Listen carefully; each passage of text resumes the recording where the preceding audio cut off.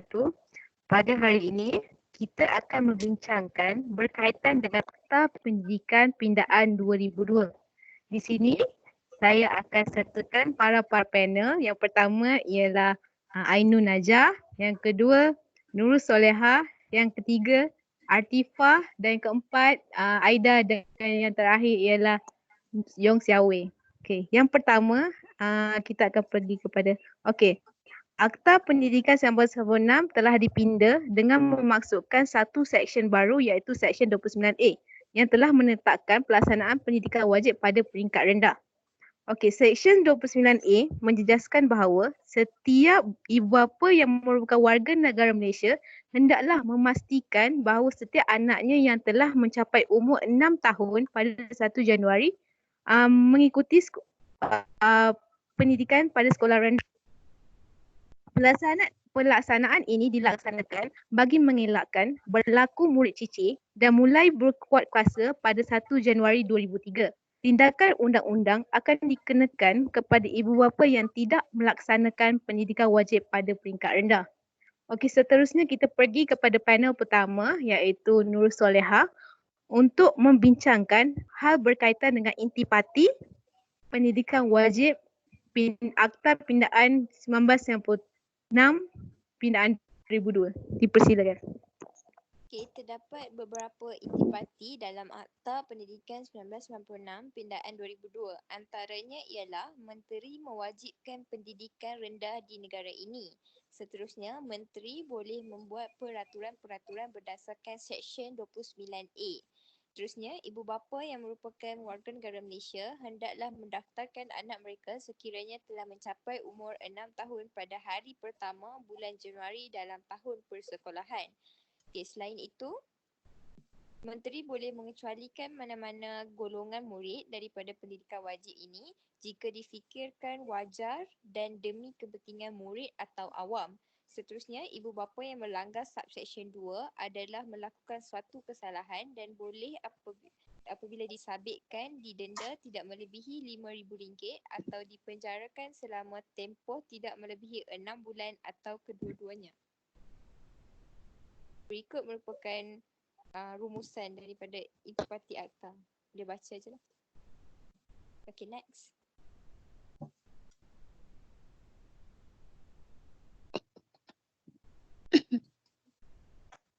Okey. Okey, seterusnya kita beralih kepada panel kedua iaitu Ainun Najah untuk menerangkan berkaitan dengan peraturan-peraturan pendidikan wajib 2002. Dipersilakan. Okey, saya akan terangkan mengenai peraturan-peraturan pendidikan wajib 2002. Okey, dalam peraturan pendidikan wajib 2002 ni dia ada 3 peraturan. Di bawah Seksyen 29/1 Akta Pendidikan 1996, Akta 550. Okey, yang pertama, pecahan yang pertama ialah nama dan permulaan kuat kuasa. Peraturan pertama dalam kurungan pertama, perintah ini bolehlah dinamakan Peraturan-Peraturan Pendidikan Wajib 2002. Yang kedua, perintah ini mula berkuat kuasa pada 1 Januari 2003. Okey, next. Okey.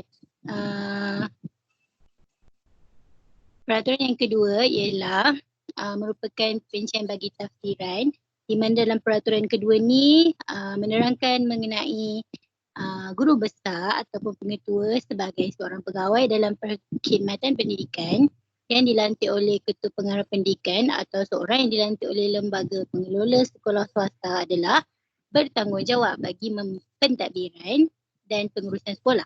Manakala tafsiran bagi murid cicir pula ialah seorang yang tidak mengikuti pendidikan wajib di sekolah atau murid di sekolah. Murid cicir ni murid yang tidak hadir di sekolah selama suatu tempoh yang melebihi 3 hari berturut-turut, tapi bagi murid yang ponteng, yang ada masalah kesihatan adalah terkecuali daripada murid cicir. Hal ini telah dikecualikan oleh Menteri di bawah Subseksyen 29A/3 daripada mengikuti pendidikan wajib. Okey, next. Okey, okey, peraturan terakhir sekali iaitu peraturan yang ketiga, tapi di bawah peraturan 3 ini terbahagi kepada 5 bahagian di mana merupakan penerangan bagi murid CC. Okey, yang pertama, jika terdapat aduan mengenai CC yang diterima pada mana-mana pihak, guru besar atau pengetua sekolah, kiralah kerajaan ke sekolah sebagai kerajaan ke, dalam mengambil tindakan mengikut garis panduan dan arahan yang dikeluarkan oleh ketua pendaftaran di semasa ke semasa. Yang B, guru besar atau pengetua sekolah swasta hendaklah mengemukakan laporan kepada pegawai pendidikan di daerah atau kawasan bank ataupun terus kepada pendaftar. Okey, yang kedua, daftar pegawai pendidikan di daerah atau dalam kawasan tu, guru besar dan pengetua bolehlah melawat dan memberikan nasihat serta memberikan apa-apa bantuan yang diperlukan oleh ibu bapa murid tersebut untuk memastikan murid tersebut mengikuti pendidikan wajib. Maknanya yang dalam video ni pegawai pendaftar dan juga guru besar tu dia turun padang, dia pergi ke rumah murid teacher tu untuk bertanya ibu bapa murid teacher tersebut. Okay, next. Okay, pecahan yang ketiga dalam peraturan ketiga iaitu peraturan yang terakhir. Tapi pecahan yang ketiga, pendaftar pegawai pendidikan di daerah dan kawasan tersebut termasuklah guru besar dan juga pengetua bolehlah mengarahkan ibu bapa murid cikgu dengan memberikan penjelasan bertulis mengenai kegagalan mereka untuk memastikan anak mereka untuk mengikuti pendidikan wajib. Maknanya guru besar, pegawai pendidikan dan juga pendaftar ni tanya sebablah dan suruh ibu bapa bagikan tu surat tunjuk sebablah kepada murid kenapa tak boleh datang sekolah. Okey, yang kurungan 4, okey, dalam pada peraturan terakhir ni, pendaftar sekolah apabila dia dah berpuas hati bahawa sebab-sebab murid siswa ni tak dapat mengikuti pendidikan wajib tanpa sebab-sebab munasabah, hendaklah pendaftar sekolah sendiri boleh mengeluarkan arahan bertulis dari ibu bapa supaya murid tersebut dapat, supaya ibu bapa tersebut dapat, ibu bapa murid tersebut boleh pastikan bahawa anak mereka mengikuti pendidikan wajib. Okey. Dan yang terakhir sekali iaitu kurungan 5, ibu bapa hendaklah menerima arahan bertulis kepada pendaftar daripada pendaftar dan memastikan arahan tersebut dipatuhi. Okey, seterusnya. Okey, terima kasih diucapkan. Okey, seterusnya kita beralih kepada panel ketiga iaitu Artifa untuk menceritakan berkaitan dengan mekanisme permohonan penempatan. Dipersilakan. Okey, saya akan teruskan dengan mekanisme permohonan penempatan dan saya akan terangkan dengan lebih lanjutlah. Okey, so sekarang ni terdapat 3 senarai dokumen yang sangat penting ataupun dalam ialah dalam permohonan penempatan. Okey. Pertama sekali adalah surat siaran Jabatan Pelajaran Negeri, yang kedua borang permohonan penempatan murid dan yang ketiga adalah borang rumusan permohonan penempatan murid. Okey, bagi permohonan murid ke darjah 1, ibu bapa ataupun penjaga kepada murid tersebut boleh membuat permohonan seawal 2 tahun sebelum murid tersebut ataupun anak mereka melangkah ke sekolah rendah. Okey, first kali, surat siaran akan dikeluarkan oleh Jabatan Pelajaran Negeri dan akan diberikan kepada guru-guru besar, guru dan juga akan disampaikan kepada murid-murid. Pada masa yang sama, surat tersebut juga akan ditampal di tempat di dalam kawasan sekolah, di mana-mana tempat yang boleh diakses ataupun boleh dilihat oleh semua orang lah, contoh dia seperti papan kenyataan pejabat sekolah dan sebagainya. Dan salah satu lagi cara yang dilakukan oleh Jabatan Pelajaran Negeri untuk memastikan hebahan berkenaan dengan permohonan penempatan ini sampai kepada masyarakat ataupun kepada ibu bapa umumnya, surat tersebut hebahan tersebut akan dibuat di media sosial seperti laman-laman web rasmi. Okey, selepas daripada tu, borang tersebut ibu bapa boleh dapat di sekolah. Maksudnya permohonan tersebut ibu bapa ataupun penjaga boleh boleh buat permohonan di sekolah. So bila buat permohonan di sekolah, pihak sekolah sendiri akan hantar permohonan tersebut kepada pihak JPN untuk diluluskan ataupun tidak diluluskan. Okey, seterusnya boleh ke slide seterusnya. Okey, ini adalah contoh bagi carta aliran permohonan bagi penempatan murid tahun 1. So apa yang saya terangkan sebentar tadi telah dirumuskan di dalam carta aliran inilah setelah meringkaskan dia. Dan bagi untuk murid tersebut sama ada seandainya murid itu mempunyai masalah pembelajaran ataupun ada kurang upaya ketidakupayaan seperti buta dan pekak, murid tersebut penjaga tersebut boleh mendapatkan surat pemeriksaan doktor di unit pendidikan khas Jabatan Pendidikan Negeri untuk membuat pemeriksaan untuk menempatkan anak mereka di tempat kelas pendidikan khas. Okey, seterusnya. Okey, seterusnya adalah mekanisme pengesahan pendapatan. Okey, selepas permohonan telah dibuat, okey, permohonan tersebut akan dihantar kepada JPN dan JPN akan meluluskan permohonan tersebut dan pihak sekolah akan menyampaikan kelulusan tersebut kepada ibu bapa. Okey, seandainya surat tersebut tidak disahkan oleh ibu bapa, okey, pihak sekolah akan membuat satu surat peringatan kepada pihak ibu bapa untuk membuat pengesahan. Okey, selepas ibu bapa membuat pengesahan, selepas dia membuat pengesahan tu, okey, pihak sekolah tu sendiri akan menghantar semula borang rayuan penempatan tu kepada pihak JPN, alasan-alasan mengapa ibu bapa tidak membuat pengesahan. Okey, seandainya sewaktu membuat permohonan tu, ibu bapa tidak bersetuju dengan sekolah yang menempatkan anak mereka, ibu bapa boleh membuat rayuan untuk membuat rayuan penempatan semula dan rayuan itu akan diluluskan ataupun tidak akan diluluskan oleh pihak JPN akan diberitahu selepas itu. Okey, dan dokumen yang paling penting bagi untuk permohonan kepada penempatan sekolah ni adalah dokumen sijil kelahiran anak dan juga bil elektrik ataupun bil air atau mana-mana dokumen yang menunjukkan bukti bahawa anak itu tinggal di tempat tersebut. Okey, seterusnya. Okey, ini adalah contoh carta aliran bagi proses permohonan dan juga pengesahan kepada pendaftaran murid ataupun pengesahan penempatan murid bagi tahun 1. Okey, itu saja. Okey, terima kasih diucapkan. Okey, seterusnya Nurul Soleha, boleh ceritakan serba sedikit berkenaan dengan mekanisme pendaftaran murid tahun 1. Dipersilakan.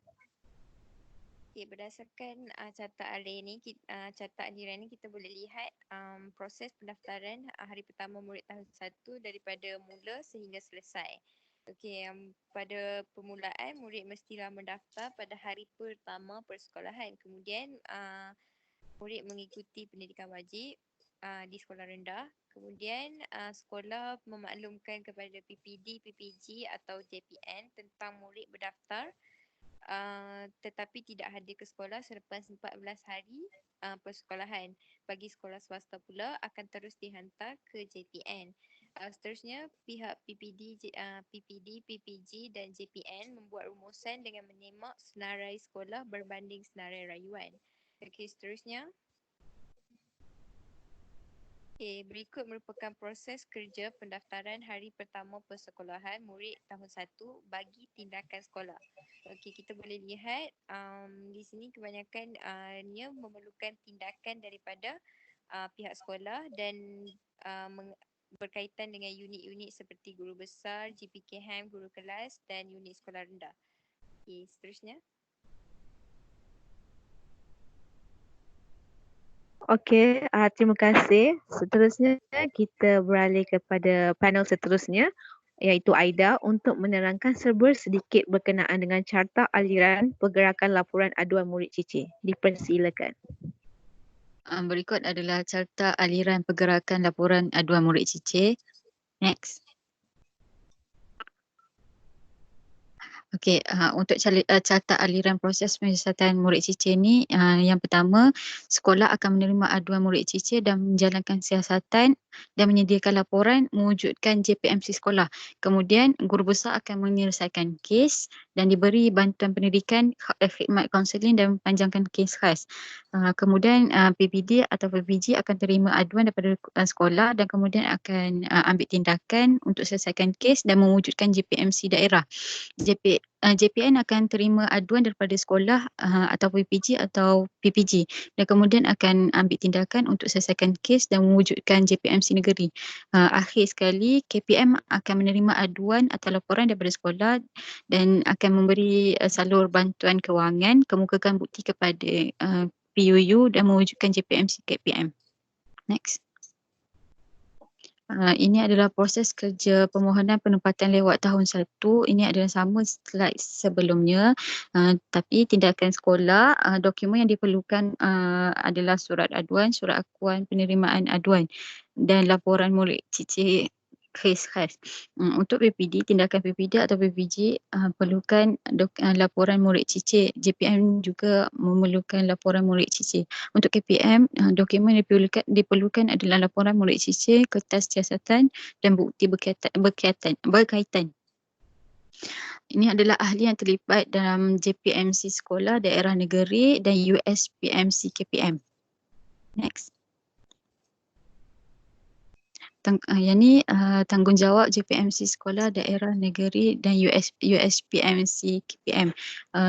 Daripada ini semua saya simpulkan semua JPMC sekolah, daerah negeri dan USPMC KPM ni akan menerima aduan, kemudian akan menjalankan mesyuarat dan keputusan mesyuarat tu akan dibuat dan kemudian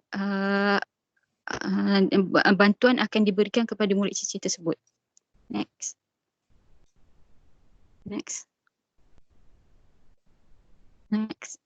Ini adalah dokumen bagi proses penyiasatan murid cicir. Yang pertama, borang aduan murid cicir. Yang kedua, borang akuan penerimaan aduan murid cicir. Yang tiga, format laporan penyiasatan murid cicir. Yang keempat, surat penyiasatan murid cicir sekolah atau PPD atau PPG atau JPN. Dan kelima surat tunjuk sebab mengapa anak tidak didaftarkan. Dan terakhir sekali, surat arahan mendaftar tahun 1.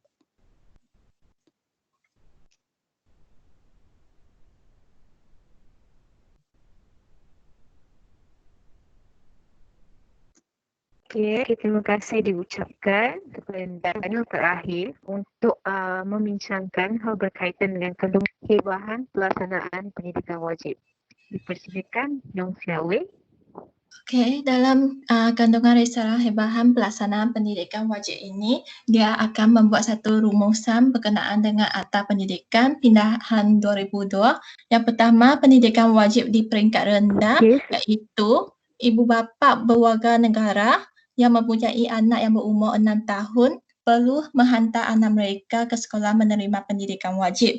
Seterusnya ialah tempoh pendidikan wajib dijalankan selama 6 tahun dan tarikh pelaksanaan pendidikan wajib bermula dari tahun 2003. Seterusnya ialah kanak-kanak yang terlibat dalam pendidikan wajib ini, iaitu kanak-kanak yang dilahirkan antara 2 Januari 1996 hingga 1 Januari 1997.